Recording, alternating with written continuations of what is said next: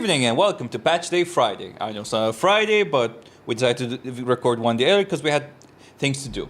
Anyway, tonight I'm joined with two friends. As always, I'm joined with Nader Adnan, the Walking in PC. Hello, everybody. Yeah, great to be back as always. And a new guest, an old friend of mine, Ali Khazrouni. Please introduce yourself. Happy to be here. Ali Khazrouni, as mentioned already. MGS diehard fan. And everything gaming really. But specifically here to talk about Metal Gear Solid. the one true passion. Yeah, the one true religion in gaming. Yeah. But that's happy to be here. So tonight we're going to talk about multiple subjects. One of them is going to be talking about MGS Delta and talk about other multiple subjects which are mentioned in the topic, in the description. So Kaz, why don't you start us off with why is MGS your favorite game? Why do you like Kojima games so much? And you can take it off right here. Yeah. Earliest memory. 8, 9 maybe? Getting the PS1 around that time. Timeline's a bit hazy. So you can imagine the joy. And back then in the Gulf, as most people know, we didn't have many official games. It was just bootleg CDs. And MGS1 was the first game I actually finished alongside, I think, Final Fantasy 8 and 7. Amazing game. And I was just blown away by, the graphics at the time, the cinematics. The plots, the twists, I didn't know video games could do that. Before that they were just pixels. Sega, Saturn, and all those things. So, and Atari games, that was the limit. MGS was just groundbreaking, still is to this day. And if you ask me, MGS1 is always going to be a favorite. It's just, I don't know about you, Nader. Is it something you've resonated with when you were a kid as well? Did you ever have that one game that was wow, I was blown away, Maybe not like that, but yeah. I did enjoy the MGS games, but I will be honest, I don't know about you. As a kid, all of the political commentary went way over my head. Oh, for sure. I thought it was just about a cool dude doing cool stuff. For sure. Yeah, you don't automatically get that, especially if you're not into politics from a young age, which no one is really. Well, I enjoyed history as a young age, so it kind of was fun to see playing in a World War II setting. Yeah. Like post-World War, sorry, Cold War, which not many games at that time really covered. Yeah. MGS3 did that, definitely. And Delta finished the game, first playthrough, obviously, first of many playthroughs. Very faithful remake, I would say. And I expected nothing less. The source material is just way too good to change. That's like a 10 out of 10 game. And honestly, I don't think they could have honored Kojima's legacy better than they did. It was very authentic. They gave it a new style, similar to how Phantom Pain, for people who haven't played Phantom Pain, very smooth controls, as opposed to some of the older mechanics, which were clunky. You can aim outside of first person. So yeah, I was just can't wait for the next one. So here's a fun fact: the first game that I got on the PS2 was MGS 3. Oh. Yeah, I kid you not. For me, it was, I think, MGS2. Oh, okay. And copy games, as usual. Of course. All the best times. We love a good bootleg, So, not that we had much of a choice back in the Gulf. So, original games were either hyperinflated or just plain weren't available. I think the only PS2 game I ever bought as an original was God of War 2. And that was a big ripoff. I think it was around 30 BD or something like that. I can't. Oh, back then. I don't know how I justify that to the parents, 30 BD, back there, that was ridiculous. Yeah, it was really. Yeah, but as Sarari mentioned, MGS3 was for a lot of people, weirdly enough, it was the entry to PS2, just simply because people couldn't stop talking about it. And again, for people who love history and the Cold War setting, that was where, was the first Metal Gear that was not canonical in a sense. Sorry, not canonical. I mean, not A prequel. in canonical order. Mhm. So people are a bit shocked by that, and they're like, "Oh wait, we're not playing Solid Snake. We're You know? playing as the original Big Boss. Yeah, the Big Daddy, illegitimate father or legitimate, depending on your. Regarding the story, there are a few things that I'm still kind of lost about. Yeah. Like, I'm still lost as well, so I'll do my best. could you was right. Yeah. So here's the thing, which thing I'm like kind of lost. I know, like, okay, let's talk about Eve. Yeah. She is the main character. She's one. Eva. Of Eva. Yes. So she's one of like the main characters in the MGS series. Yep. And she's the one who carried. She was she gave birth to Solidus, or what she or were She they gave just birth to the twins. to the twins, but she So didn't have Solidus. Eva was a surrogate. Okay. The egg was not hers. Okay. She carried the fertilized egg. Mm-hmm. And in MGS1, they actually allude to this, but obviously the lore was not well explained as it was in Part 4. Part 4 was the loose end. So basically, Solid Snake and Liquid Snake were obviously clones of Big Boss against his will. They took his DNA when he was in a coma because they wanted to create an insurance policy. Greatest soldier who ever lived. They're like, okay, let's make babies from him against his will. So I know there were 6 failed attempts before they finally succeeded with that is true. Solidus, That is true. Liquid, and Naked. Solidus was actually a clone done after. He was not part of the original project. So the project was Les Enfants Terribles, yes. or Terribles, if you don't like the French, which many people Les don't. Poissons? Yeah. Les Enfants Terribles, as they call it. So The Terrible Infants. the Terrible Twins. So that was basically the idea, was to make super babies. And of if course- if you do them in a lab, you are more likely to get twins or Mhm. triplets or however many. So in vitro, basically. Mhm. So they fertilized a Japanese woman's egg at that time because they were looking for the, I guess, the best DNA sample or the healthiest. So in MGS1, it's funny because when you fight Vulcan Raven, which is he's like a shaman boss. A guy in a tank. Yeah. Very shamanistic. He alludes to Solid Snake having Eastern blood in him, which obviously he meant Japanese blood. Okay. And Eskimos are actually very closely related to the Japanese way back. So he kept saying that they were kin in some ways. And you could feel that his blood was similar to his. A lot of people didn't know what the hell that meant at that time, because they only told this specifically in lore in Metal Gear Solid 4. So Japanese, and the father was also unnamed. It was just I guess an American dude. John Random. Halo. Yeah, probably John Doe or something.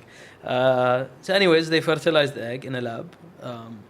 Dr. Clark, which is paramedic for MGS3, was part of that project. So yeah, I mean, Eva was the surrogate. She volunteered. She's like, if anyone's going to do it, it's me. She had this on and off affair with Big Boss for so many years. So yeah, she carried the kids, and they were born regularly, like regular kids. Like, they're not born in the lab. They were raised differently. They were separated at birth. And that's the thing which I kind of got lost towards Yeah. MGS, for the Phantom It's Pain. hazy. Like, their childhood is very hazy. Okay. There's more on Liquid because you see him in Phantom Pain. That's what I was gonna say. How Yeah. did how just, did Liquid escape yeah, he all the way to Africa? Yeah, they don't explain They that. don't- that's never But just he explained. just escaped one of the Patriot schools, which was the secret, like, governmental or non-governmental organization that just controls the world in this fictional setting. Illuminati of sorts. Who? Yeah. Touchy subject. So yeah, and yeah, they never explain why he actually escaped. He's like somewhere down the line where he was getting training, he just managed to escape to Africa randomly.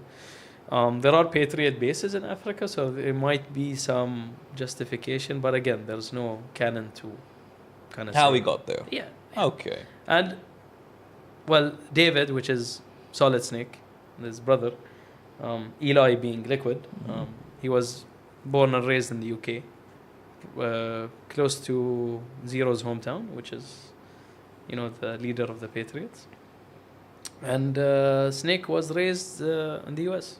Okay, maybe Yeah. for some of our viewers, like, who is Zero? Oh yeah, he was So back to MGS Delta, he was Big Boss's, or at that time Naked Snake's commanding officer. The guy in like the comms who's Yeah, talking to he you. formed a special unit within the CIA called Fox. So that's how it all started. And then obviously when they inherited the Philosopher's Legacy, now we have to go back to so much lore. That's the thing with MGS, it's like there's so much layers and layers you can And go. especially the NES version. it's just- Yeah. Just simply said, it's just they inherited a shit ton of money from the three superpowers, China, Russia, and the US, pooled all their resources after the First World War.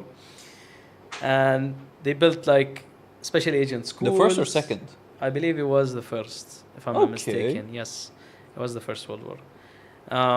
And then obviously they continued to exist until the second. That's why you had the boss and her Cobra unit. They Cobra fought in the unit. World War, which big part of MGS3. So they were there from after the First World War. They had pooled all their resources into huge, massive billion, almost what would be $1 trillion now in our time, trillions. They build schools, train special agents, do spy, espionage, that kind of thing. And Naked Snake was one of them. He wasn't directly, he was part of the CIA, but he was trained by the boss. Okay. And the boss's father is actually one of the founders of the Philosophers. So is he a patriot? Well, the Patriots came after the Philosophers. They inherited the money that the Okay. Philosopher's Legacy had, which they got from, defeating the big baddie from MGS3. And that's how Zero becomes the head of the Patriots. So his way was information control. That was the way to save the world. He claimed to be the Messiah. That He seems needs to censor very. people. Yes. That seems very alluding to today's world. Yes. Very prophetic, I would say. Kojima was brilliant in that way. He predicted a lot of things that would happen, namely information control, censorship, dead internet theory. Very. Oh, If you- really? Yeah, if you guys aren't familiar with that, it's basically just a lot of bots on the internet where there's no actual people. That's happening to extent now. If you go to X, I don't know, if you're on X or Twitter, as I like to call it, because I don't call it X.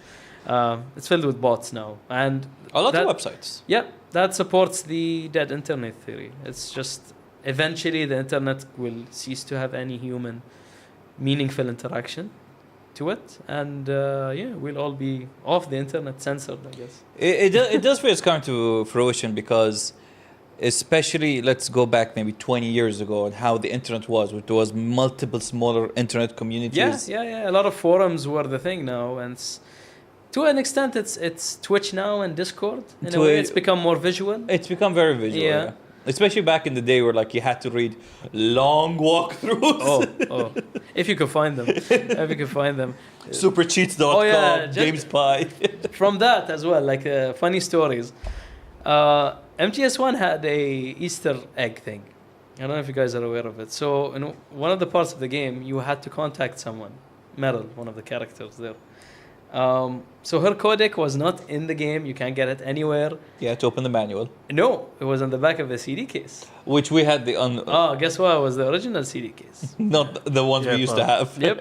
So we just stuck. I mean, thank God for game FAQs. I had that, but people, because I played the MGS game a bit later than most, around early 2001, yeah. MGS came out at 98, I believe, MGS1. Oh, yeah, I mean, no CD case, but thankfully the internet was up and running. But back then, a lot of people frustratingly hit a brick wall. They could not move. If they got the game as a rental, they would not have the codec from Meryl's CD case at the back. They basically had to either ask your friend, hopefully that he has the original, dig up some random forum that had it, or just manually input like hundreds of different types of codec combinations manually until you stumble across her codec. So Now, you've played the first one. How did you figure out to defeat Mantis, was it? Mantis? Psycho Mantis. Yeah, funny story for me was I think I got I was a kid back then, like 7, 8 years old. I was given a helping hand mostly by my uncle. He was a big diehard MGS fan.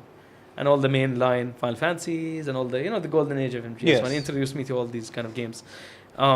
He told me about it. Otherwise, I would have I would have probably just scoured the internet. But he was there along with my first playthrough, and I feel like that's ingrained a lot in my memory because it felt like a lot of bonds were made through, it was in a way, it was in a way passing the torch. Like he's like giving you all the really good games, and to this date, it's like that's why one of the reasons why I fell in love with it is because there was this human element to video games. It connects people, gets people talking. Especially that's what Kojima did, or attempted to do with the codec and the Easter eggs and changing the controller ports.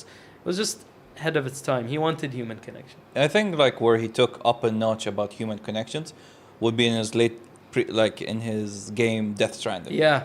Like it talks a lot about human connection, getting to know each other on a more human level. Through a DHL simulator. DHL simulator. I love that game. No hate. I enjoyed the game for most parts. I could not for the life of me finish it. That's a lot of people. I just could not get into it. Too much grind. I tried my absolute best. I gave it a second go. No go. The director's cut helps a bit. Yeah, a lot of people say 2 is much lighter on the grind. I need to finish 1. And I just did not resonate the same way MGS did. Maybe it's just because of, I guess, internal bias. Just associating Kojima with just this one pinnacle of gaming, which is Metal Gear Solid, that might be just my fault, putting him in a box and not giving his other games a go. However, you can't. I don't think that. I think that's fair because they play very differently from each other. Like one, it's like a secret operative type of game where you have to sneak around. You shouldn't get caught. Yeah. While the Death Stranding, which is unique in its own way. While Death Stranding is open world, there is a bit of sneaking element if you're going through bases. Yeah. But it's mainly getting from it's mainly about the journey from point A to point B to point C. And each journey is different. I like the beauty of that. And it's like your environments, you have to be mindful of them. And I gave it a real go. I think I got to a very end game story mission area, and then it's like this is all types of ridiculous. I couldn't get over I don't know, just something didn't click with me in that game. It's like again, he's producing a new game now. I think it's going to be an Xbox exclusive, if I'm not mistaken, or a timed exclusive, if I'm not mistaken. If knowing Xbox, it's going to be timed exclusive. Not sure on the details. Not sure if he's going to do another horror game. But I wish he does horror again, especially with has PT. Dakota Fanning in it, if I'm not mistaken, who is also in Death Stranding 2. So should be exciting. I like that he's bringing really I don't know how to say it. I kind of missed back then where there weren't his original characters, and he's just bringing famous actors into it. Yeah. I wish there would be bringing actual. He's a huge movie buff. I mean, in a way, he's grown up. He has the privilege to bring his favorite actors. And not many people can do that. He's earned it. Especially how he set up MGS from the NES, from how it was just a simple pixelated game to 3D to even he's the one who kind of helped develop the Fox engine, if I'm not mistaken. Yeah, he did. And which to this day Konami uses. Yeah, they use it for PS, I think. So sad, but yeah, I mean it's a great engine. He took the Platinum Games engine, if I'm not mistaken, the Decima engine for the Death Stranding games. That's also phenomenal. The amount of shadowing and shading gradients that he uses.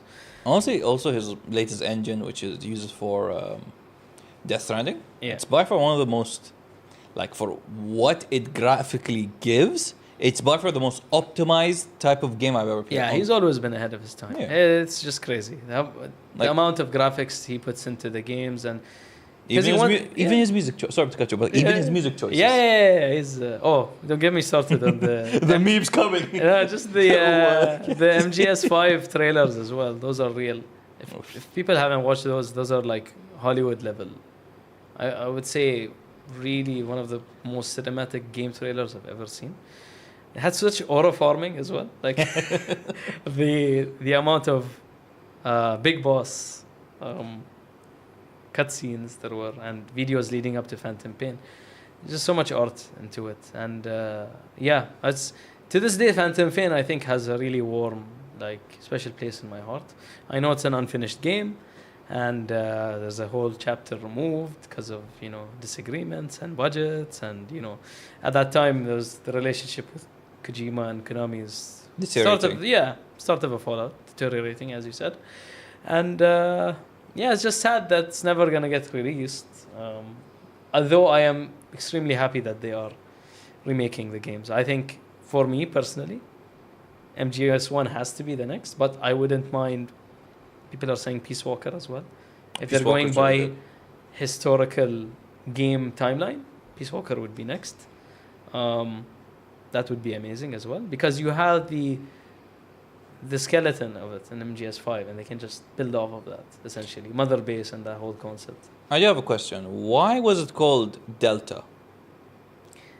Apparently, Delta has...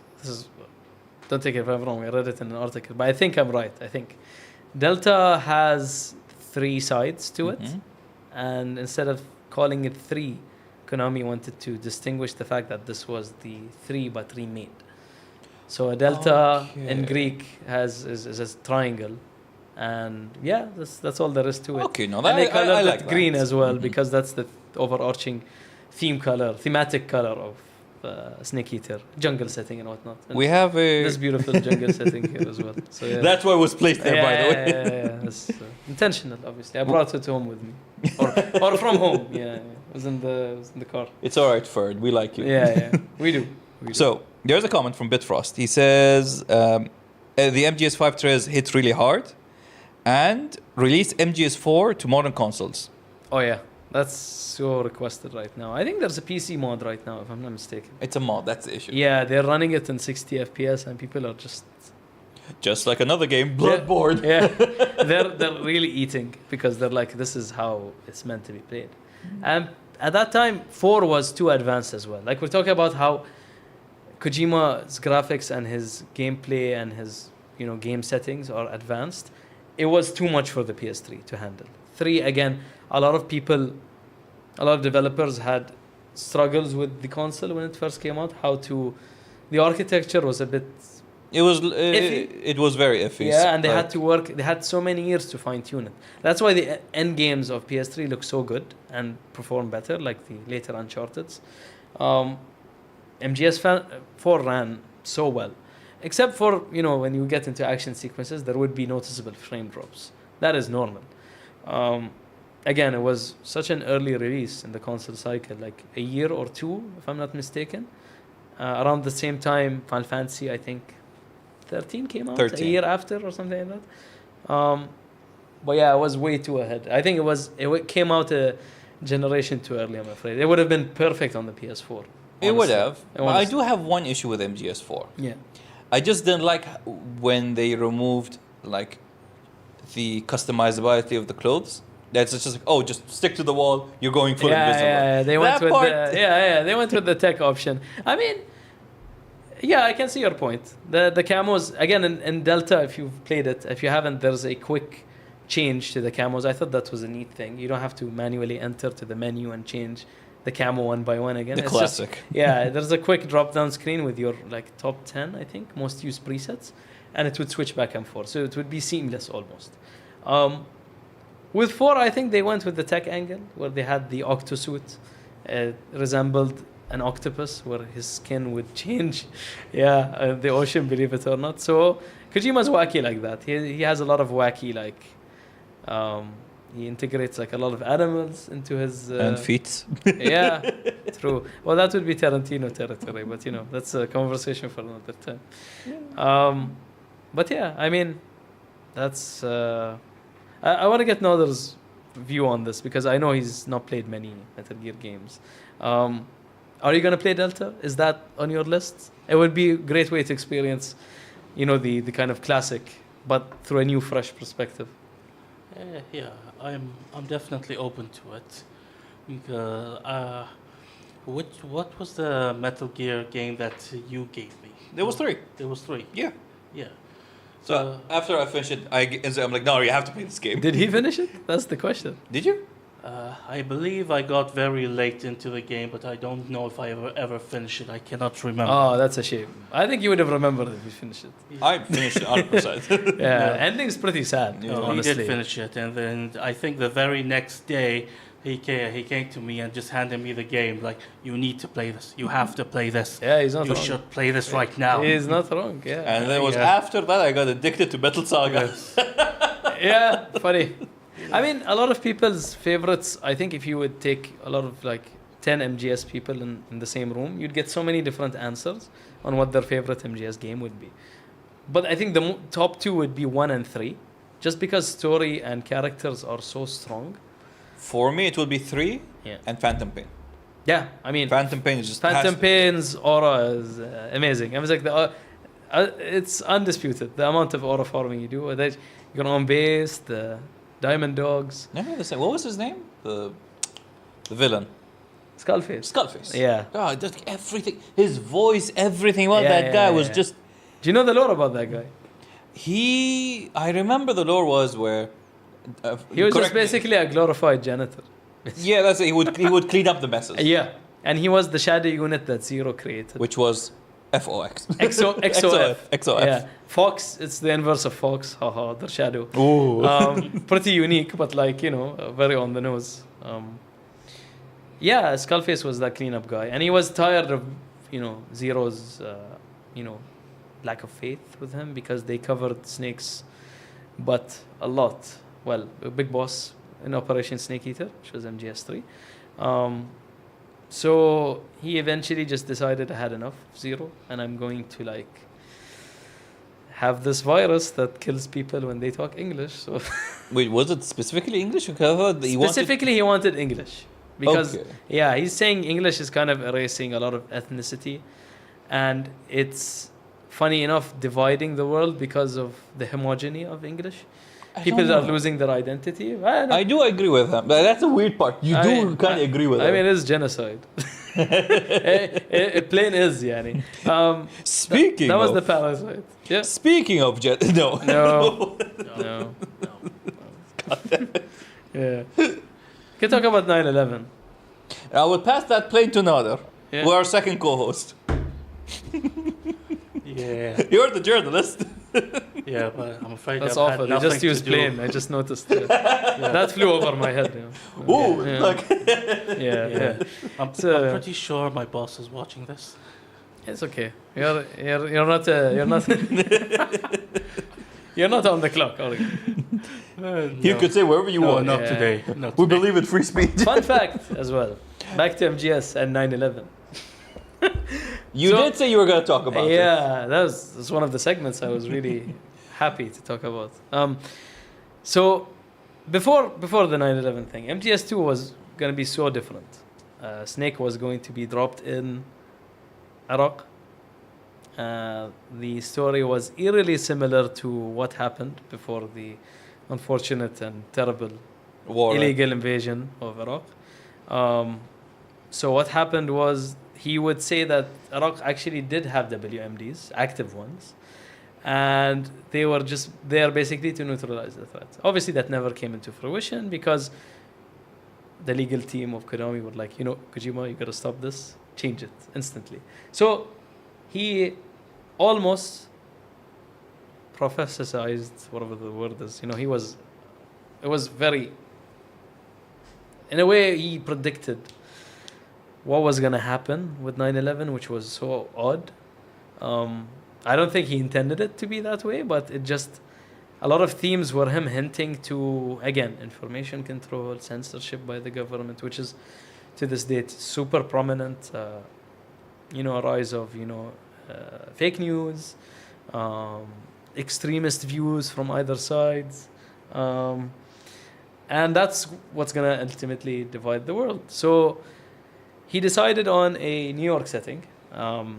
Funny enough, the ending was completely changed because obviously September 2001, the unfortunate 9/11 incident happened.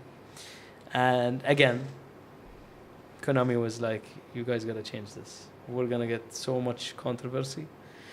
We are going to get into deep poo-poo basically. Legal battles, complaints. It was so fresh in the minds, just as the Iraqi war was. And it would have been very unfair to and unjustified to portray, you know, Arabs as the bad guys, which was a common theme in the early 2000s in video games. I think you guys alluded to that in previous podcasts. We did. Yeah. So the ending was completely scrapped and changed because the ending was basically crashing into what the area would be the World Trade Center. They decided to crash the Metal Gear Solidus, which was the Solidus decided to crash it into Liberty Hall, which was, you know, very, I would say, one of the founding fathers' iconic kind of landmarks. And But it was iconic for him to do it, so. Yes, because he wanted to take control back from the Patriots, who were just, they took the whole country and then by extension the world under their control by, you know, information warfare, etc., AI, which Kojima was insane for predicting this 20 years back, which was just something that nobody was like, haha, that's never gonna happen.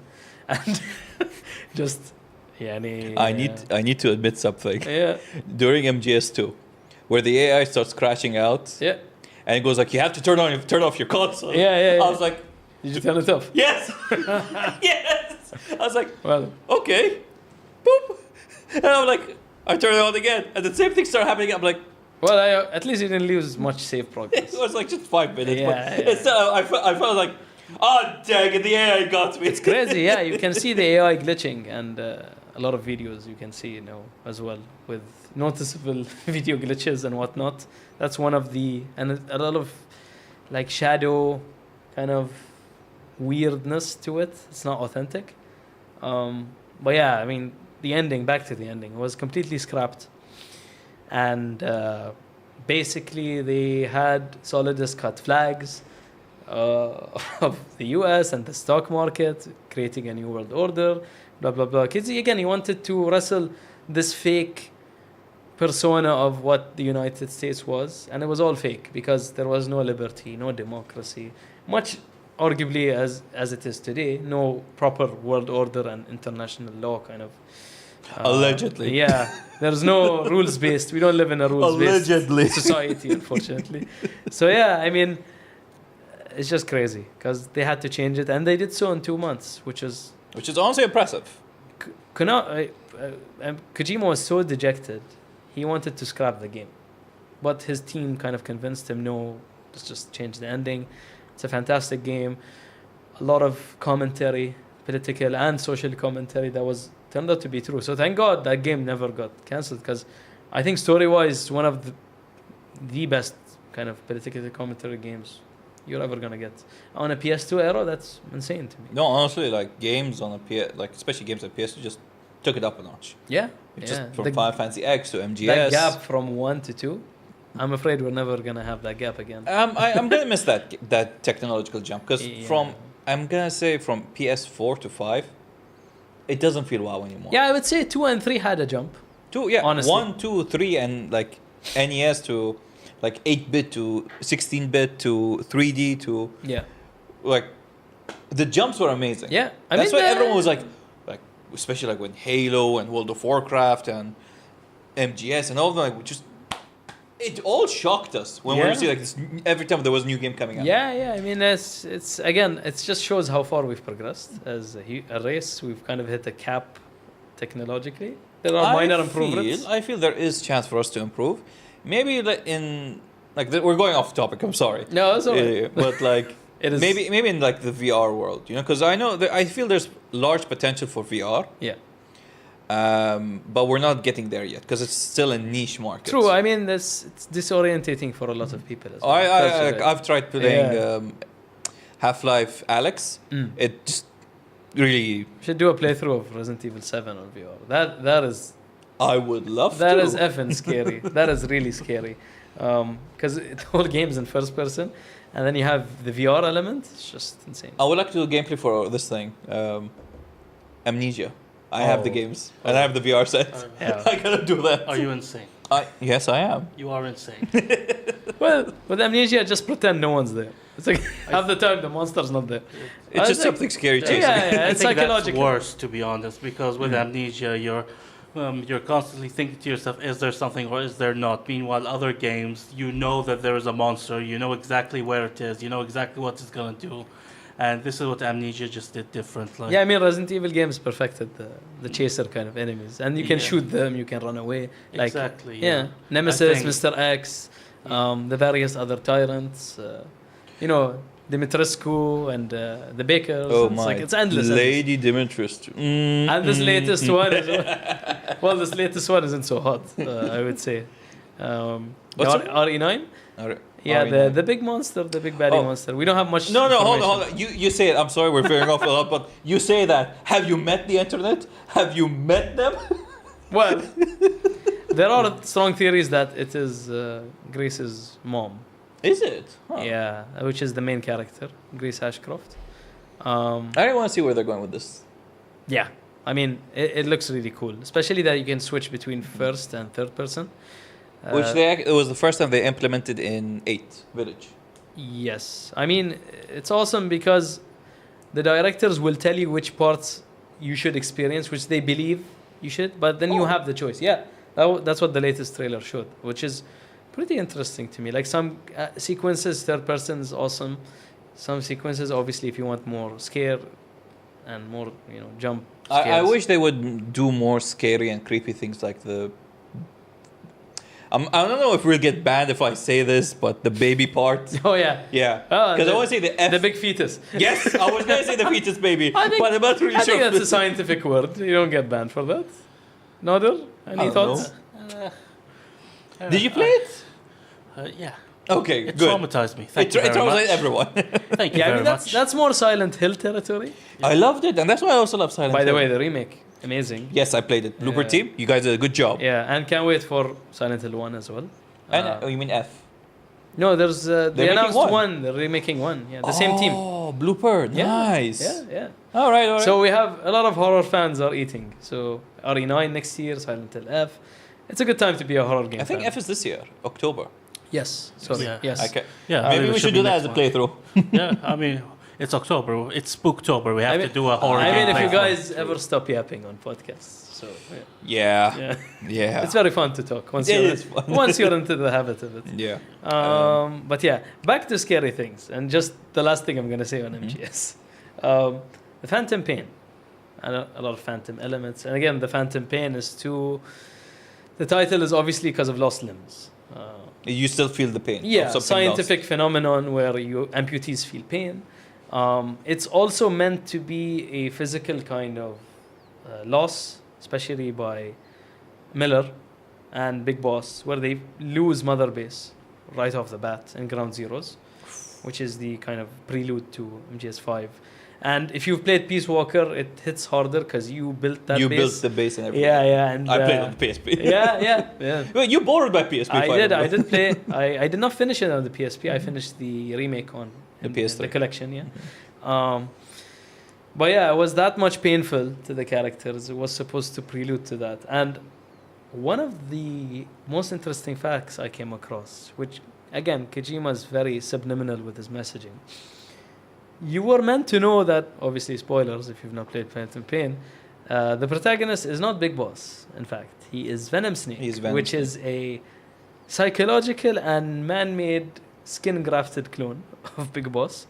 Because the best soldier on Mother Base, which philosophically is meant to be the player himself, which I thought it was beautiful. A lot of people thought this is a nobody in the canonical sort of things. He's Well, just like a medic. How? In Ground Zeroes? Because it is somebody. We've met him in the NES a version. lot of people were outraged because they want to play Big Boss, understandably so.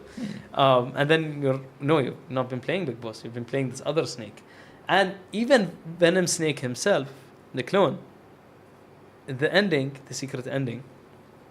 He punches the glass, hearing Big Boss's confession. I remember that part. Yeah, and he tells him that we are one. You and I made this legend together. And then he does a grin after like a devilish grin.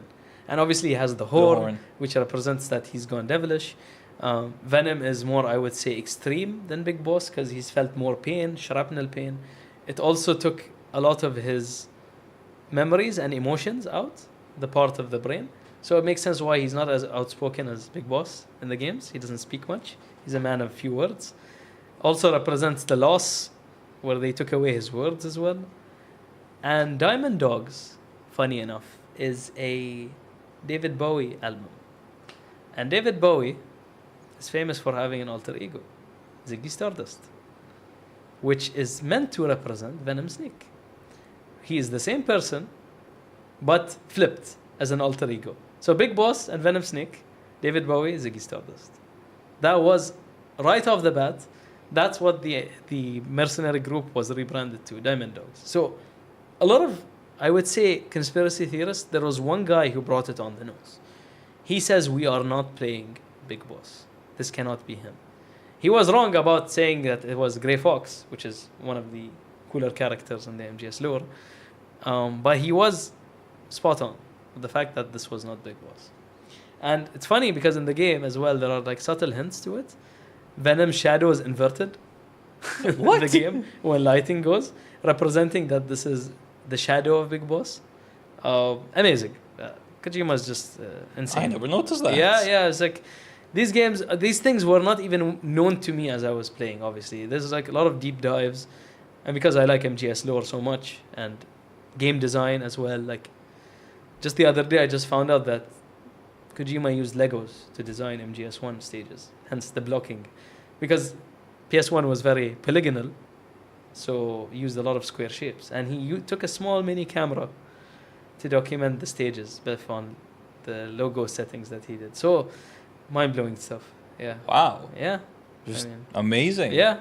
I mean, I'm loving these little bits of information. It's crazy. Yeah. I mean, you never run out of these things. It's just so deep, and there's just so much to scratch beneath the surface. But I'm glad that I could share some what I know, at least. I really hope like everyone's enjoying this. Yeah, Like, these are like someone's little gonna bits come to the chat and be like, actually, actually, we're here to talk about the other game. or maybe the facts were like off by a bit. But yeah.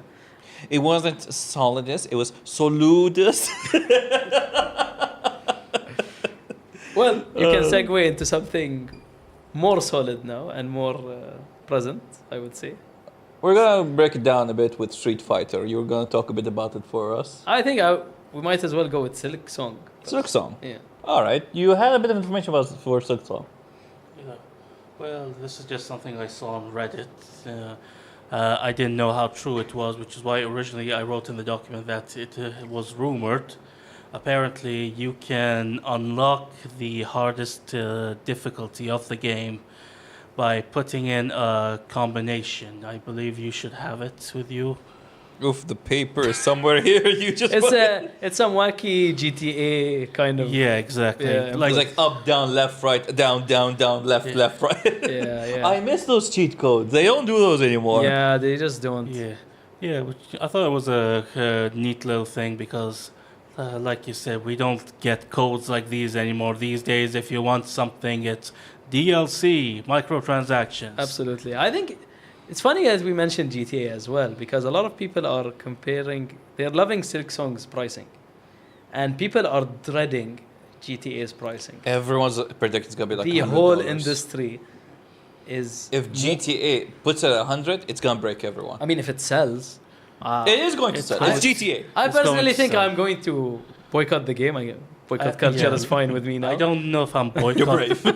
I don't think I'm boycotting it. It's more like so far I'm not interested in it. I think $100 is It's insane. too much. And the fact that they are overworking their staff, there's a lot of reports coming out that there's a lot of unhappiness in Rockstar because like some micro shading on some asinine asset is not done to the absolute defined Have standards. you seen the bubbles Yeah. in the drinks? The bubbles. Like, that's why we go back to Silksong, right? It's such a well-designed, in essence, Metroidvania game, and a lot of people are loving that and the pricing as well.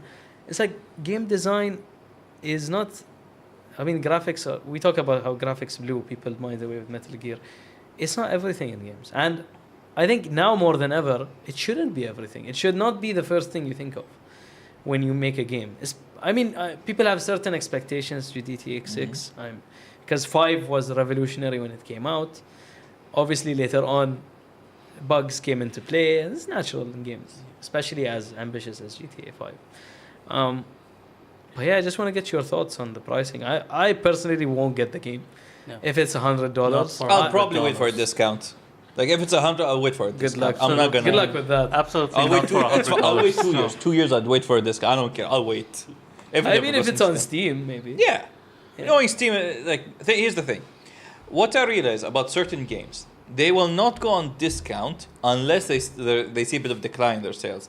For example, and this is a fact, Elden Ring did not go on a single discount until 2 years after its launch. Yeah. That's how well it was selling. Elden Ring, yeah. Yeah. Amazing game. So, here's a question for everyone, that also includes me and the audience. What game have you been playing this week? I've been playing this game. I've been playing more of Helldivers. Oh. I've been playing Metaphor, Refantasio. And I've been playing this other one more, Fireteam with a friend of mine, Aliens Fireteam. So, Kaz, what 3 have you been games playing? for me. Delta, and Delta. Yeah, it's just yeah. Well, it is like Delta, Delta, Well, Delta. yeah, triangle. Say full circle, but full triangle. Yeah, I just can't get enough of the game at the moment. I have been playing Street Fighter on and off, I would say. Ranked is not too good for my sanity, so decided to take a break. Fair enough. I am looking forward to Lies of P as well. That's next on my list. I've heard so many good things about it. I played it, it's really good. Yeah, and so that's next on my list. PS Plus, if anyone has it, should grab it. I don't know if it's still on. That's how I grabbed the game. False In case- information, he's a part of the Patriots. The P in PS stands for Patriots. So anyways, it was, grab the game if you do, because a It's lot of the worth times I feel like PS Plus announcements go under the radar a bit. They've been improving their kind of library of games recently, which I think it's been quietly going under the radar because PlayStation in its PS5 in its early cycle have gotten heavy criticism on PS Plus games. The free games, the basic subscription games, and rightfully so. And I feel like they've improved that recently with a lot of the games that they came out. I feel like people should kind of give them a bit more credit than they are regarding that. Again, Game Pass kind of blows them out of the Game water. Pass really ruined, it broke the market in one way. Yeah, and they're targeting PCs now as well. So they're targeting everyone. Yeah, it's smart because everyone has PCs. Not necessarily people have Xbox. Well, a phone is a PC technically. at this point. Yeah, true. Hold on, we didn't get to ask. Nader, what have you been playing? Well, I finished Far Cry 6. Oh, nice. No, not nice. I can never get into the Far Cry games. I mean, look, for example, in Far Cry 4, when you get to the boss, you have the option of choosing what you want to do. Do you want to shoot him and kill him? Or do you want to let him live? The option is up to you in 4. I could never finish 5, so I don't know. But in 6, you don't get an option. It's just one ending. Apparently there are multiple endings depending on what you do, but I don't know how to get them. But I guess spoiler alert. So in order to get to Castillo, who's the main bad guy, you have to go all the way up a tower. Now I expected something like you go floor by floor, clear out enemies until you get to the tower. The answer is you do that for 5 minutes and then take the elevator. There's an elevator in before you get to the final boss fight. You get over there. You go to Castillo. You don't even get to fight him, by the way, after everything. And he just shoots himself in the head, but first slits his own son's throat, and that was the ending. Yeah, I mean, it's funny when they just make bad guys as pure maniacs. I mean, there are inherently evil people in this world, but, I'd like to have my bad guys with some kind of layers or motives for doing crazy shit. Absolutely. Like, here's the thing. In Far Cry 4, there is indications that the bad guy, there's more to him than what meets the eye. like he's an evil like he's a dictator. There's no going above that. He is a dictator, but he seems to be the best option, considering the other options include a drug lord who wants to turn the entire country into like one giant drug trading nation, and the other one is a The CIA would like that. maybe. Yeah. Yeah. And the other one is this this very theocratic guy who it's not straight out said but it is implied that he wants to bring back child marriage and all that crap. So if that's the case, I was thinking, why isn't there an option to side with a dictator? Because he seems to be the best choice among these two guys. The thing with a dictator is, in the beginning of the game, before you even start playing, you have the option to just not play the game and you win the game. And yeah, it's one of those. It's like that Silent Hill, the remake. They did that recently, where you just walk as James and leave Silent Hill, and the trophy comes out. And I it's just, think You could do that? yeah. Yes, there are multiple endings in Silent Hill. No, No, but thought you that's could- not even an ending. It's just like straight off the start of the game. You just turn back to where his car's parked, because he parks his car in like I think a public kind of bathroom area, Yeah. parking lot. You just turn back, walk outside the road, and it's like that's a trophy. I mean, eventually it gets you back to the start of the game. But yeah, speaking of, maybe a question to you guys: multiple endings. Where do we stand with that? Because Silent Hill has that, and a lot of them are really cool. Some of them are just wacky. I would say it depends on the game. For example, for Silent Hill, I think it works really well because like it depends on like certain metrics, like how many like your character's insane. Your character might go Well, insane. some metrics are insane. It's like how also- many times you bump into that. What's it called, Maria? Or whatever. Yeah. No. It's well It's technically. like you can't even count them. You know, it's like No. For her, it's like how many times you've shattered the glass, how Yeah. many enemies you've killed, how many times you How many bumped into times- her as well. if you've healed her, Yeah, if you heal yourself mainly, if you let her take damage. if you take a lot, if you take a lot of damage. It depends on the metrics. Basically mistreating her. Not even that. So if you let her get mistreated, it means it's like you're more selfish to yourself. It's like you're selfish to yourself. So it gives you a different ending. Yeah, it's funny because Maria is supposed to. It's made up, obviously. Yeah. James, people who've played the game would know that. She's a figment of his imagination. Yeah, she's basically the younger, funner side of his wife back when they first started dating, where she wasn't sick and bedridden. That's the part of his wife that he misses and deeply mourns. So it's kind of, screwed up that he has to create this whole fun personality that's completely a figment of his own imagination and his own personal kind of hell. And top of there's a lot of hint that he was a bit of abusive husband towards her. Yeah, you could say that. I mean, And that's why like one of the endings well, is that- emotionally, I would say. Was he physically? There wasn't I proof think of that. I think there was a bit of physical, not sure, but emotionally yes. Yeah. Because he became a bit neglectful towards her. I mean, that's the thing with Silent Hill. I think a lot of it is, it takes away a lot of the Hollywood glamour when it comes to marriages, because marriages aren't perfect. Of course. People, I speak of it's- experience. Yeah, it's messy. It's messy, and there's a lot of imperfections, and yeah, there's a lot of, I would say, honesty in that regard. Like they don't try to hide the fact that James could have been a better husband. Of course not. No, And- his journey is his regret. Yes. Well, depending on which ending. Oh yeah, true. As I said, I chose the ending where like And there's acceptance, and then there's him killing himself because he can't live with the guilt. yeah. So it's so as I said, how you treat Maria, how you treat yourself. Yes. Because I was very 50-50. I wouldn't let her get hurt. I would do my best to protect her. On top of it, I wouldn't let myself get hurt. Yeah. I think 'Cause- I got the main ending, which people usually get, where I just leave Silent Hill. You leave Silent with a little girl. Yeah. Yes. Everyone. That's like the good ending. Yeah. Yeah. Because well, you don't save your wife because yeah. she turns eventually at the end. Spoiler alert. Game's old. Piss off. Yeah. Exactly. Spoiler alert for a game that's like what, 20 years? It's like you spoiling Well, the who. remake. It's like you spoiling who won World War II. So We all know who won. we'd be part of a certain Reich now, speaking a different language. if this was the Ich bin da Eisendrach. case.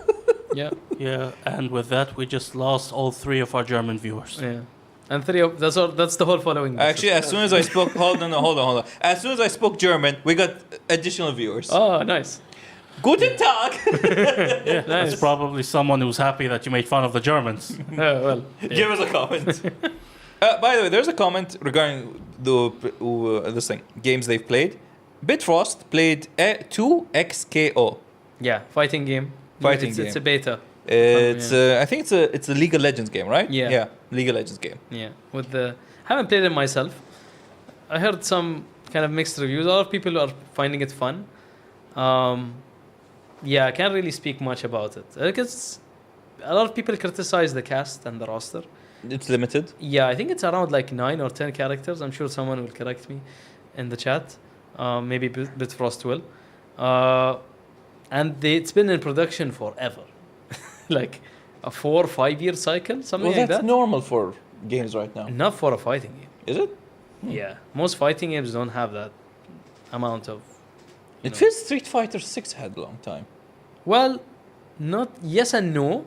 I mean, 5 did last a good amount, and 5 had a lot of like bad game design right off the bat. The way they remove Zangief's green attack. Well, Piss yes, off, Capcom. true. It's not in 5. It's not in 6 as well, but he has a lot of other tools that make it. He turns green now, so Still good enough. there's a mechanic where he Charges and turns. Yeah, green. everyone has that. It's called Okay. Drive Rush.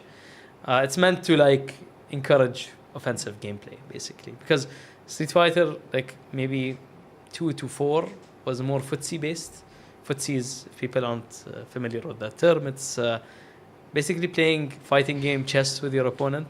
It's a lot of to do with spacing, and I thought it was just like you just going down, just like leg attacking. yeah, well, no, It's one of the ways. No, it's also true with like throwing fireballs and. Wait, even like- fireballs are considered footsies?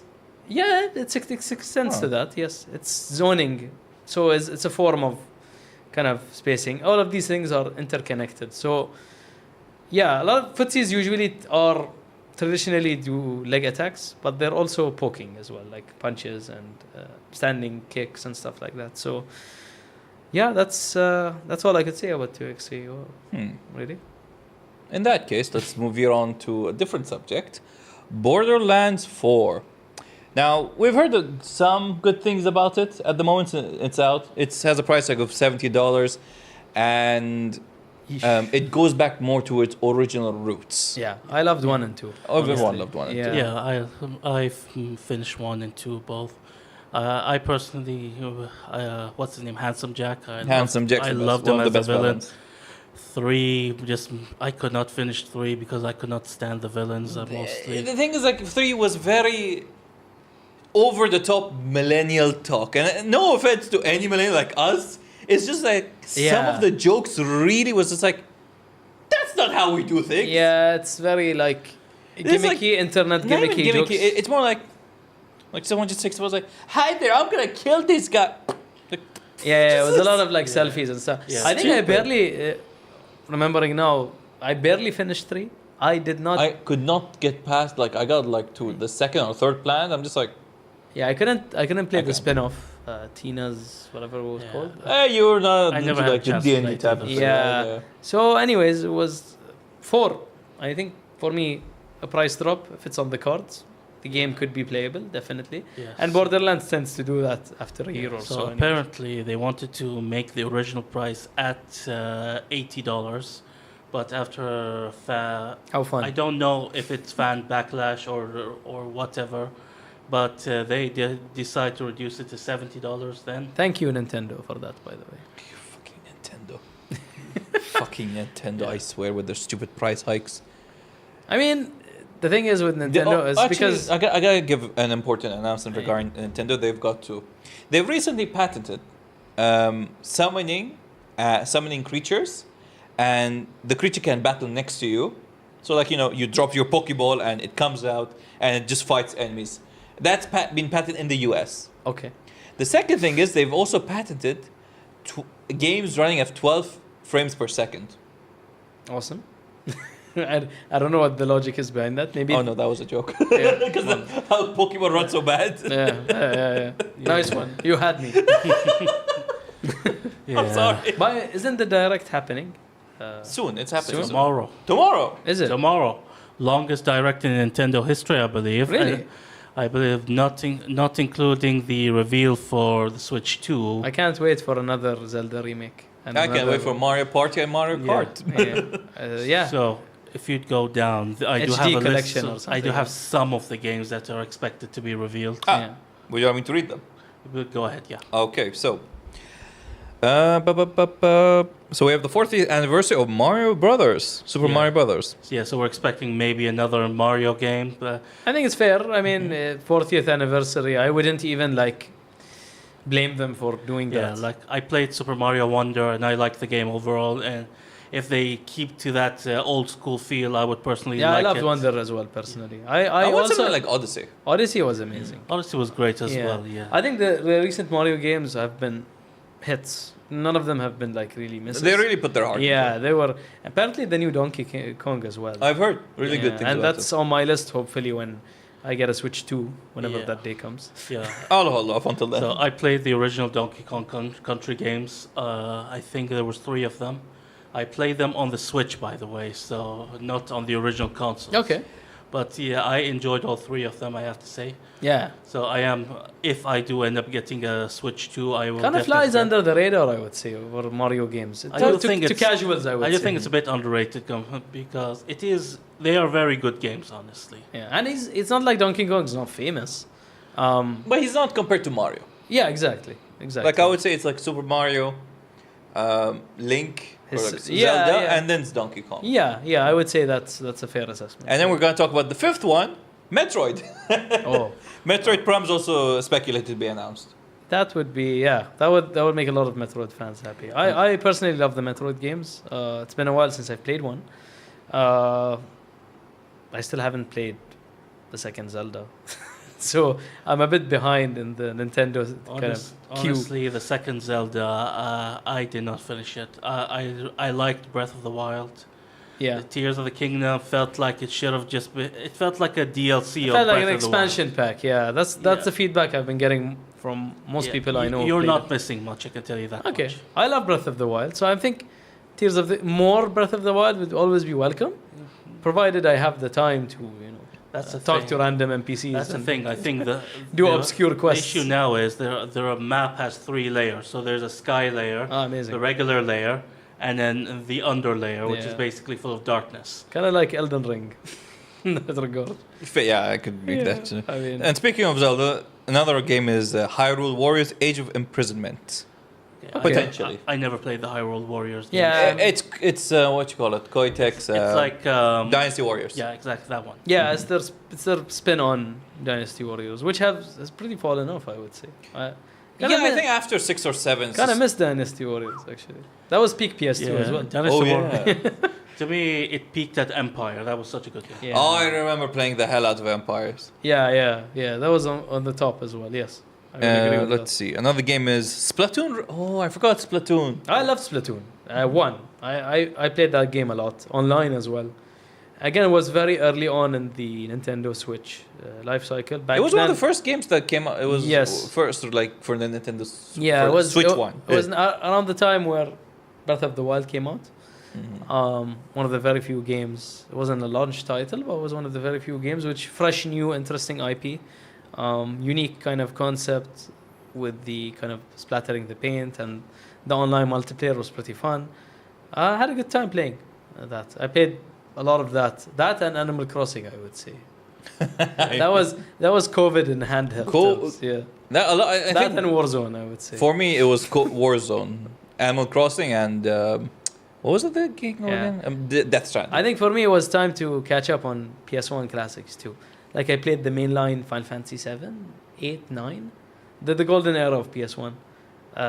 Thank you Game Pass. And what else did I play? The mainline Resident Evil games as well. That was a fun time. COVID was fun.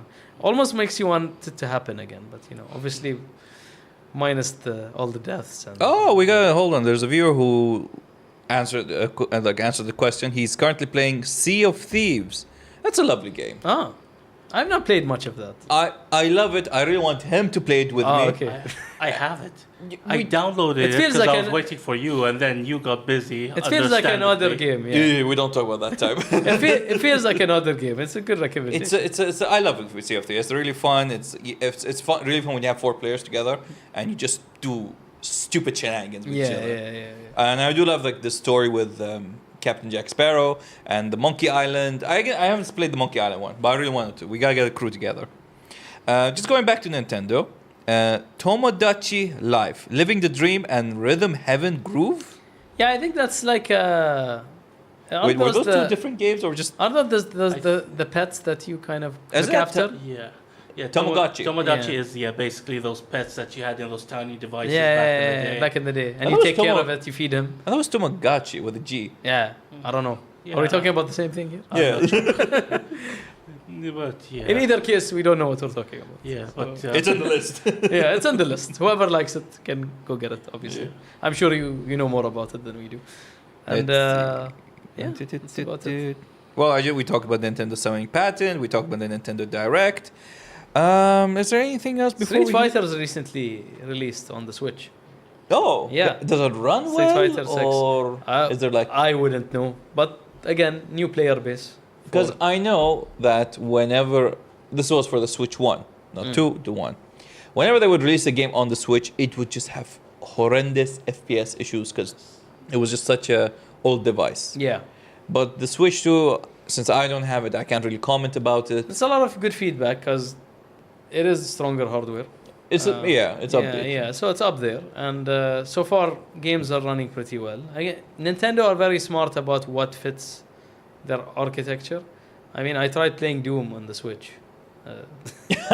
Say it was Doom from the start. I blame the developers for trying to put that Yeah, I game. blame myself for buying Doom. as well on the never Switch. mind Doom. Like I got what's it called? One of the Lego games on it, Lego City Undercover. Okay. That's a PS1 game. Hilarious game, absolutely I played some hilarious. of the Legos. They were really Yeah. awesome. Yeah, and on the PlayStation. Yeah, look, hilarious game, but runs like crap on the Switch. Yeah. And this is just a Lego game. That's the thing. I feel like their regular games will always outshine their ports because no one's really thinking of handhelds, especially like games that were meant for the PC and the consoles.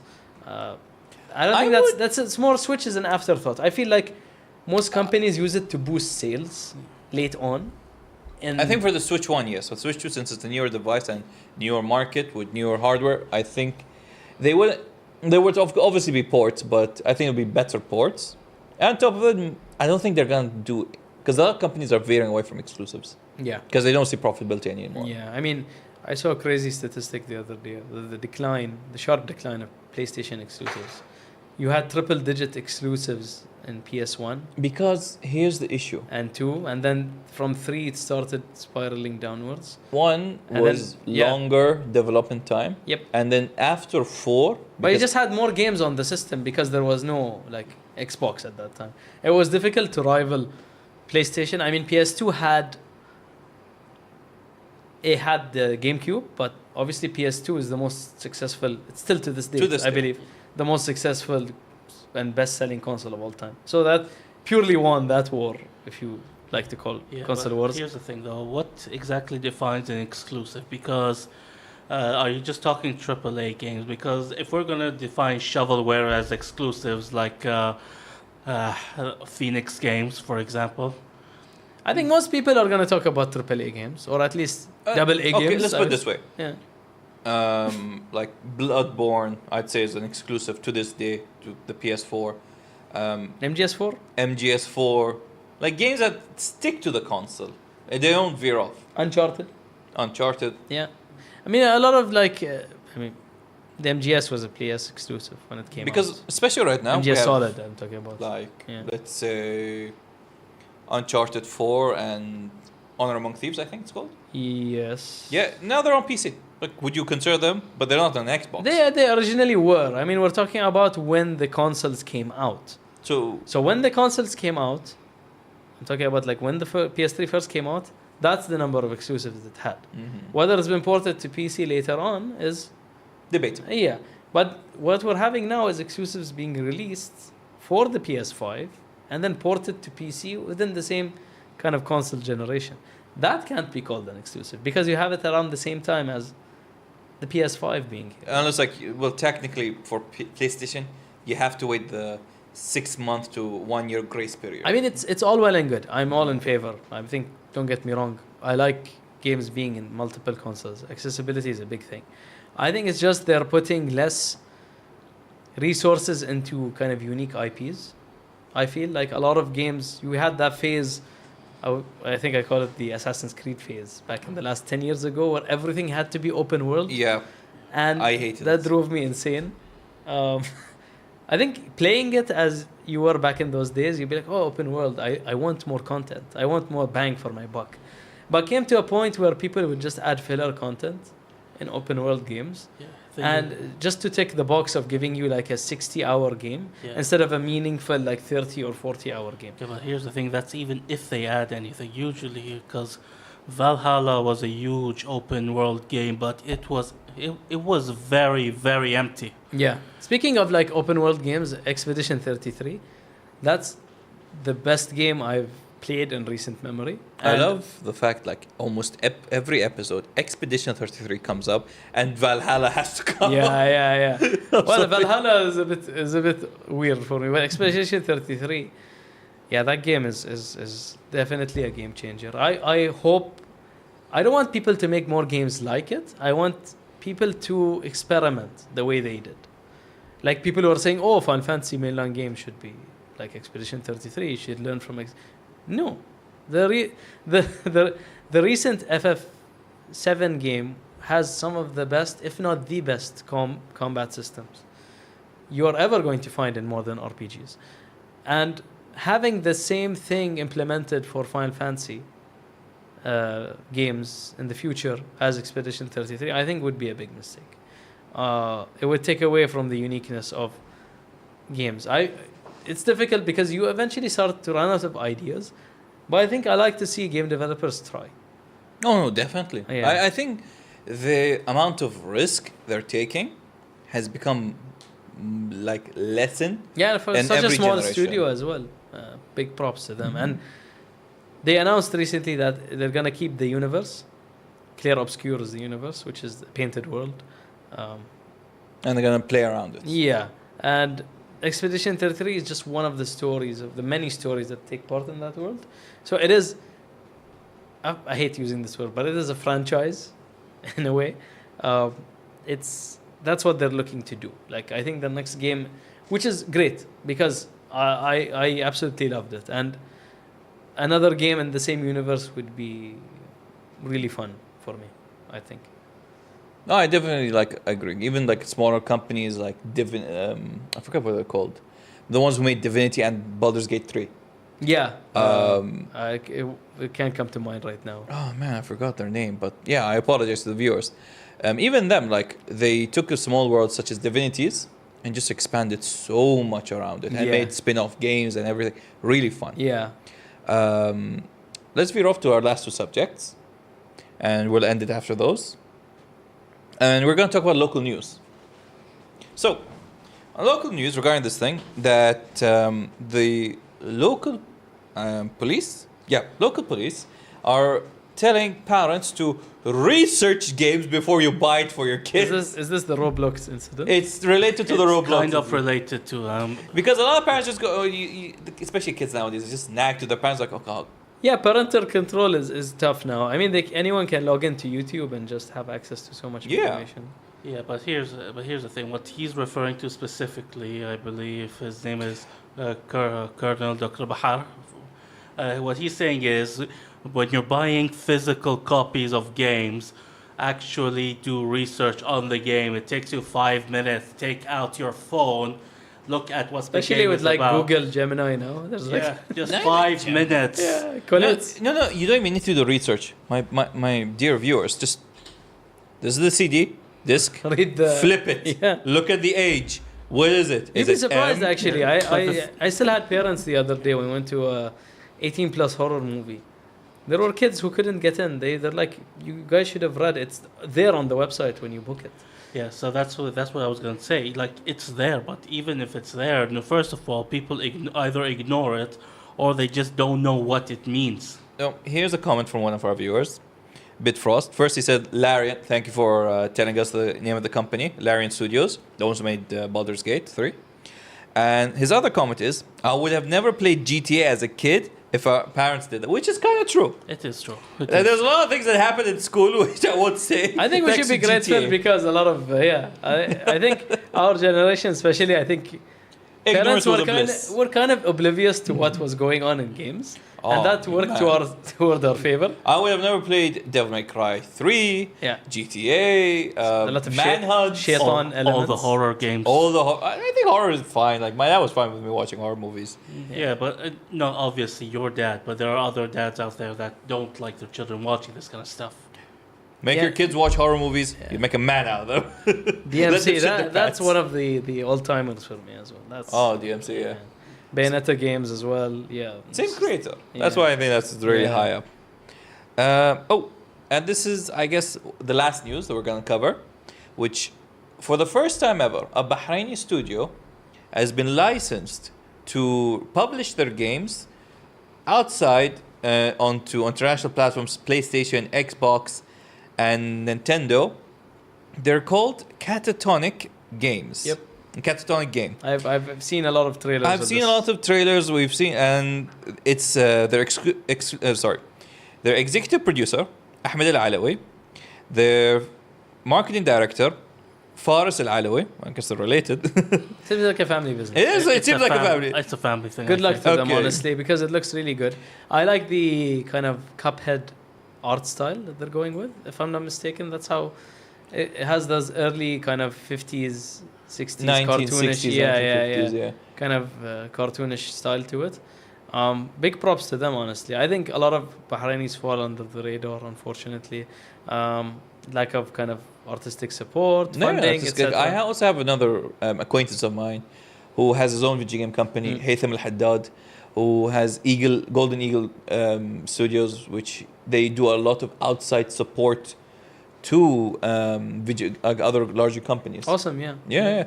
I think that's a foot in the door. Definitely. It is a foot. I have another friend who used to with me in school, who now currently lives in Canada, and he actually worked on Final Fantasy 14. Yeah, that's 14. amazing. I think a lot of like. We have a lot of talent. Yeah, I mean, you can see it in the credits if people don't skip them. Back then, you can't really skip them, but it really does take an army, especially for the bigger the game.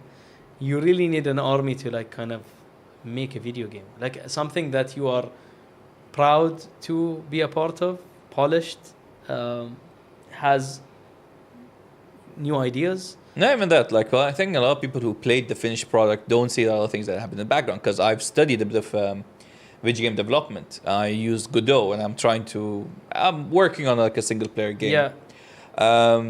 Like I've finished down like the draft, everything, the story.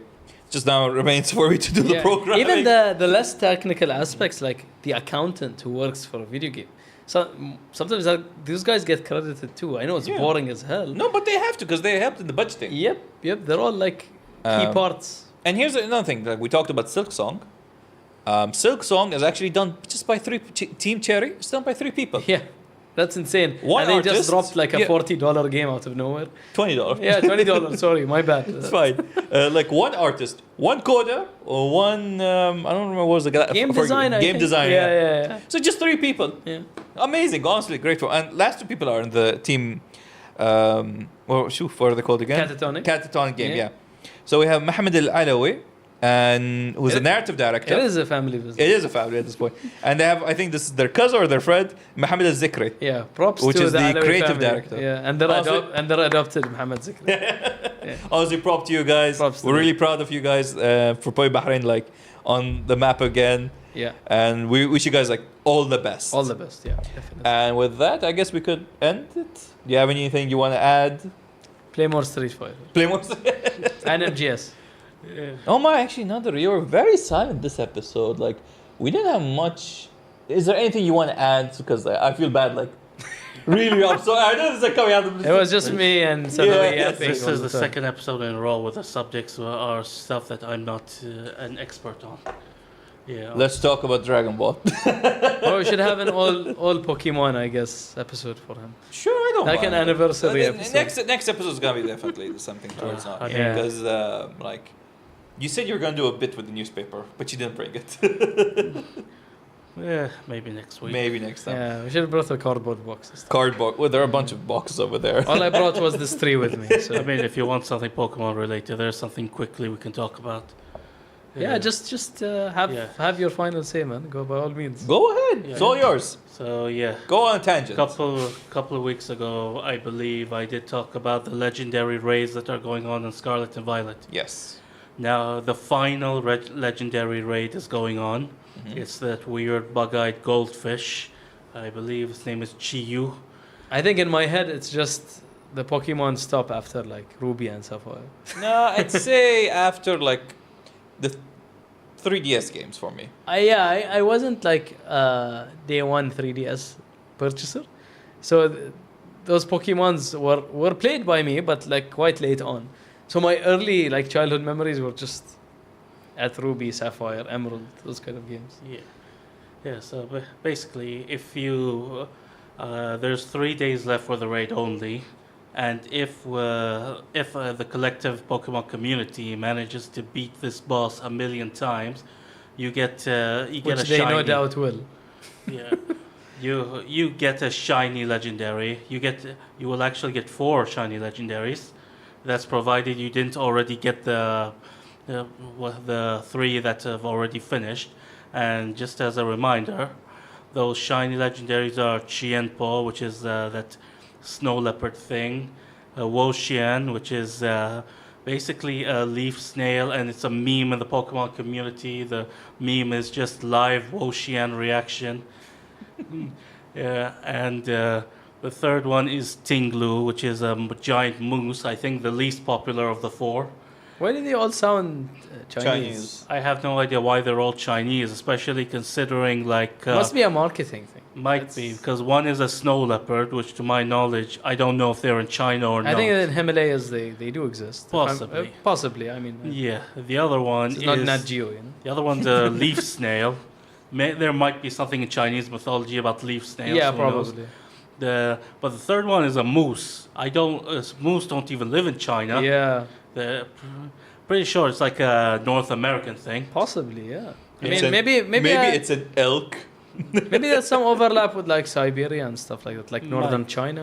God Might knows. be. Something to look into after. Maybe. And the final shiny legendary that you're going to get is, like I said, Chiyu, the weird bug-eyed goldfish. Another Chinese It's not. sounding. It's not even a cute goldfish. It Yeah. looks so freaky.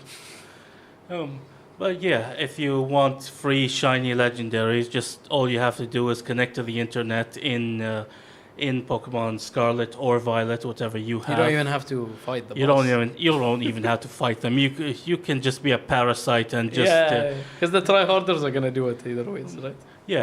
pretty sure. But the last Tinglu was the last boss fight, and it got 3 million kills, but that was down from 5 million from the previous 2. So yeah, with 3 days to go, people are wondering, will they actually make it this time?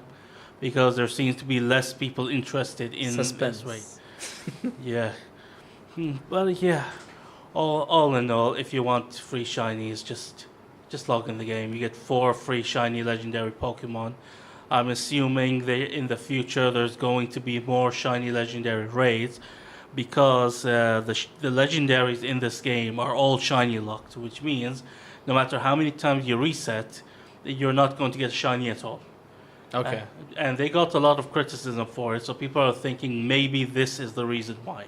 Maybe they want to introduce shiny legendary As a raids. timed event kind of thing. Yeah. Yeah. This is not the first time they've done this, actually. They did the same thing in Sword and Shield, where you got a shiny Zera Aura, which is not pure legendary. Yeah. But yeah, Is it pseudo legendary? I don't even think it's pseudo-legendary. It's more like one of those weird alien Pokemon from Pokemon Ultra Sun, Ultra Moon. Oh, It was just meant to look like weird and cool, I guess. Yeah, basically. There's a subject you wrote over here in the topics where you didn't talk about. And that is. The horse that died. I'm not gonna lie, I forgot about that. All right, take Okay. it away, But and then we'll end it. Basically, I'm sure you've probably heard of the horse waifu game. I call it that, but it's weirdly, well, I'll get into it. So, one of the main characters in that game, Haru Urara, is actually based on a real life horse. Well, All It's the a fun, characters. it's a fun name to say as well. yeah. So, Haru Urara, Haru Urara, Haru Yeah. Urara. so fun fact: all the horse waifus. I can't say that. All the horse waifus. Listen, Waifu's wife listen, in they're, Japanese. they're not actually waifus. They're Either not- way, they're all waifus. I will give you some context. In fact, when the game first dropped in 2018 in Japan, they obviously tried making art out of them, but the creators were pissed off and actually stopped them. Wow. Yeah. So what's the core concept of the game? It's like you raise them I as believe you basically get. I need Bitfrost to speak here. no, you raise them as racers, right? You train them as racers. Yeah. And every horse has their own stats basically. That's not degrading at all. Yeah. But What? No, they're horses. they're based on But they're real life. women. They're not actual women. They're horse women. Well, yeah, true. You need to understand they're based on real life horses, so their stats reflect that. The most popular character is Haru Urara, she has the worst stats in the entire game, but she is the most popular character in the entire game because People live an underdog, I guess. that's partly it, but each character also has their own personalities. So Haru Urara has the most bubbly personality, the most quirky, and the most adorable one. And the community is weirdly wholesome, if you can believe it. Usually these kind of games attract the creeps, Yeah. but for some reason, this one is just wholesome people. Yeah, fact- I mean, Yes. So when you apparently, I've never played the game. I cannot say how the game works exactly. yeah. But apparently, there are people who've lost races with Haru Urara, and instead of blaming the game, they're blaming themselves. Yeah, Yeah, like- because you let her down, right? Yeah, like I'm sorry, I didn't train you well enough. This is all my fault. Yeah, Well, probably the only game ever yeah. So competitive where the player would blame himself and not the game. they cannot bring themselves to blame the game because of how quirky and adorable she is as a character. Yeah. But the news is that I believe 2 days ago, though one of the horses that inspired the characters, the horse that inspired Haru Urara, who by the way is a legend in Japan for having 113 losses in a row, That's no amazing. wins. Amazing. People love her. It gone to the point where after the game was released and she's a character in the game, people's actually sent real grass to the real horse, and I'm talking tons of grass. That's amazing. Yeah. Unfortunately, the real life horse passed away a couple days ago. Oh, that's a shame. Yeah, at age of 29, which is normal because horses live around 30 years old. That's pretty good lifespan, I would say. Yeah, all in all, it was, I believe, the equivalent of 70 years in human life. Yeah. So she lived a good life. End of the day, Yeah, she was loved as well, and continues to be loved. I Yeah, would so they use the horse's personality in the game. say. Okay. Where this, like, she did not like to be trained, but the very second the race started, she was happy to start running and just race. Yeah. It's just for the love of the game. For She was the not love very of- good at it, but Exactly. God bless her. That was the worst death this week for anyone. Haru Urara. God rest its soul. I mean, it goes to show you we can learn from Haru. Urara. Yeah, Yeah. she was called the shining star of Just all do- of just do losers in things Japan. 'cause you- These stars of all losers. Like just start doing things because you love it. It's like Yeah. if you fail, you lose. It's just Have- the Have joy you of ever- things. Really. Exactly. I think people have seen the forgotten character it. model, by the way. So I guess the thing is like, do your best, even though if you take the L, take it again and again and again till you succeed. Just learn from a Learn horse. from Haru Urara. Yeah, yeah, Let's that's see the true. character. Yeah, so this is the character. I could see why. It's so I don't know if cute. you can show everyone. I'll walk But- up to the camera. Yeah. Hold on. Let me come to the camera. Is this clear for everyone? It's a cute little big hair. Yeah. Is it clear? Is the cameraman? No. Yes. The side.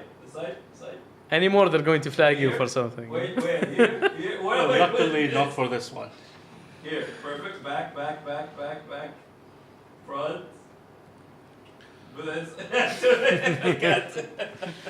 I tried, but our dear viewers. I think it's a beautiful way to end this segment because End it on a wholesome way. I think just in summary, just be Haru Urara. Yeah. Become Haru Urara. Just remember, before you give up, Haru Urara never did. Yeah, but she lost so much, but everyone loves her. Like she put that impression into people. Like champions won't even do that. Like at most won't do that. Yeah, that's the thing. Like 113 races. If you asked me who was the champion in those 113, I cannot name you even one. Yep. But I can tell you who lost all of them. Yeah. Haru Urara. Yeah. I would like to say thank you to MSTV for providing us with all the equipment for this podcast. I want to thank Ali Qadri for joining us for a little bit informative about MGS and more Thank Street you for Fighter, having me. etc. Yeah. I'd like to thank Nader always for joining me. I apologize for the past 2 episodes. Next one will be dedicated to you. No, he got his shining light towards the end. Still, it feels So we bad. gave him some. We gave him some. And as always, please follow us on social media, GGEasy_podcast on Instagram and TikTok. And I'd like to thank Ali Anwar for being our director. And I wish you guys a wonderful weekend. Thank you very much for joining us. Take care.